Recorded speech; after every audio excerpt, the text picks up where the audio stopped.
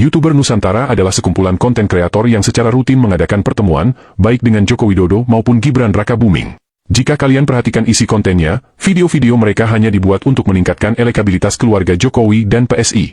Yang mengejutkan, sebelum demo tanggal 25, beberapa konten kreator Nusantara dan channel pendukung Jokowi yang lain seperti Cokro TV serentak membuat video ajakan demo dan provokasi menjelekkan nama DPR. Channel Parbelak misalnya menuliskan judul di tanggal 24 Agustus 2025.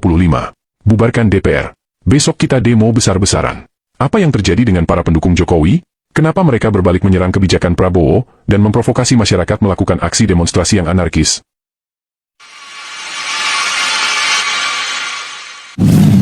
Berhenti aktivitas gitu ya. Udah jada? Perdana. Oh enggak. Jadi gini, YouTuber Nusantara tidak mungkin bisa seperti ini tanpa adanya tol langit. Jangan lupa itu. Yes. Itu adalah buatan Bapak Joko yang luar biasa. Masih ingat wanita di tengah ini? Ya, benar, dia adalah Jati Erna Sahara, kader PSI yang menyerukan untuk lengserkan Presiden Prabowo. Harapan saya saat ini hanya pada Mas Gibran dan PSI. Jangan sekali-kali kecewakan saya dengan harapan.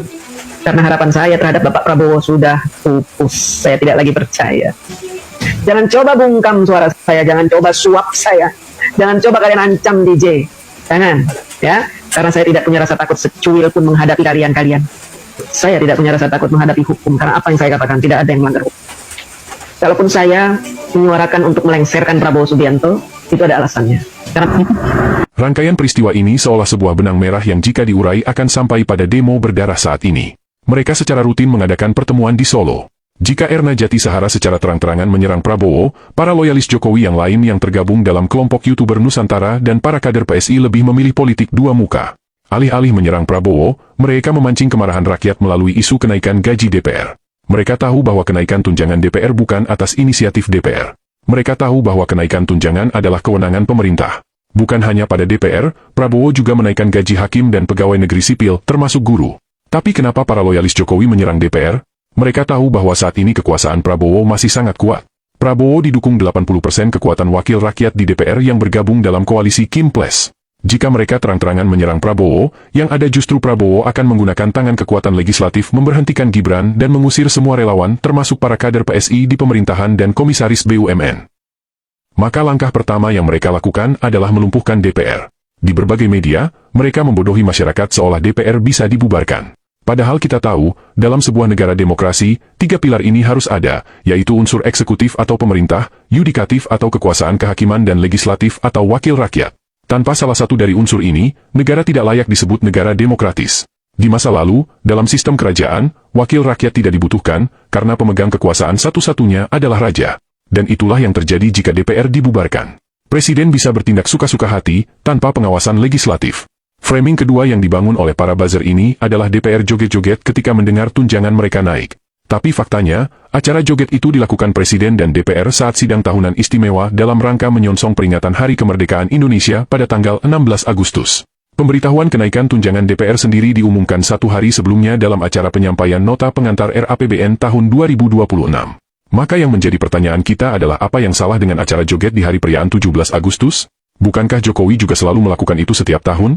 Kenapa Ade Armando dan para loyalis Jokowi tidak pernah kritik Iriana Jokowi yang joget setiap tahun?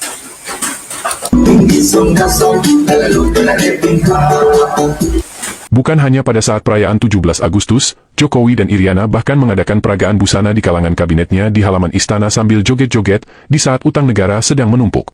Tapi Ade Armando dan para loyalis Jokowi bungkam 1000 bahasa. Maka jika sekarang tiba-tiba mereka secara masif melakukan aksi provokasi menghasut rakyat melakukan demonstrasi besar-besaran membubarkan DPR, salahkah jika kemudian publik berasumsi bahwa agenda mereka sesungguhnya adalah menjatuhkan Prabowo demi satu tujuan menempatkan anak Jokowi di kursi RI 1? Alasan mereka sebenarnya sangat tidak masuk akal. Dan itulah sebabnya, Badan Eksekutif Mahasiswa tidak mendukung gerakan mereka. Demo pertama tanggal 25 sebenarnya gagal total. Mereka lalu menumpang demo buruh pada tanggal 28.